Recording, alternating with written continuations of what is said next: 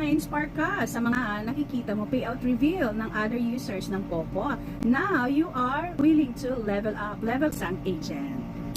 Pag ikaw yan, congratulations! So, ano bang mga requirements pag gusto mo nang mag-level up into pagiging isang agent? Of course, ayan, kailangan mo na merong host. Invites ka dapat. Bakit? Kasi yung iba sinasabi, ay, pwede naman ako mag-agent kahit wala akong host.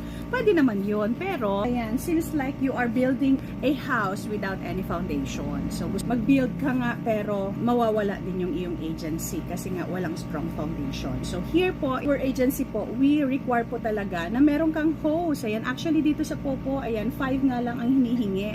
But, kami po, we started and 10 po talaga na host. Bakit 10? Kasi, alam naman po natin, hindi naman lahat ng ating mga host ay talagang active yan. Kasi tayo nga na agent at dumarating talaga ang time na napapagod tayo. How much more ang ating mga host, diba? Kaya po, we require na more than 5 po talaga. Or, ayan, ako personally, I started at 10 po na host before po ako nag-gen. Kasi, para strong agad ang agency when we started. Okay? Para if ever man na hindi man naging active yung iba, that's okay. Kasi, ayan, dahil nga marami. So, yan po yung advantage.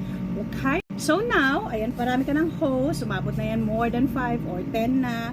Can do is, of course, ayan, choose a name po. Bakit kailangan may name tayo is para to represent your group. Something may distinction siya na, ayan, ito, mga achiever to, mga unstoppable, mga ganon. Diba? So, the reason why naka-vote po yung aking agency. Name.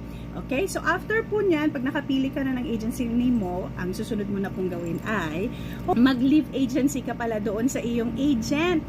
Leave ka muna na sa agency mo. Ayan, but of course, you have to coordinate with your agent. So, ayan, papalive agency ka niya, bibigyan ka niya ng link. Link naman para pagiging isang agent. No?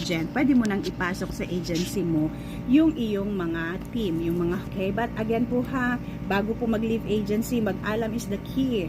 Ayan, dapat po ay nagpapaalam muna kayo para malaman niya. Okay? Of course, ayan, gagawa na po tayo ng badge. Why po gumagawa tayo ng badge? Kasi, ayan, para malaman mo, pagka pumasok sila sa panel mo, malaman mo na, ay, ka-team ko eto, ganon. So, kaya po, nagagawa kami ng badge. Okay? So, ganon lamang po. And if you have some questions regarding, ayan, leveling up about sa pagiging isang agent, ayan, please feel free to comment down below.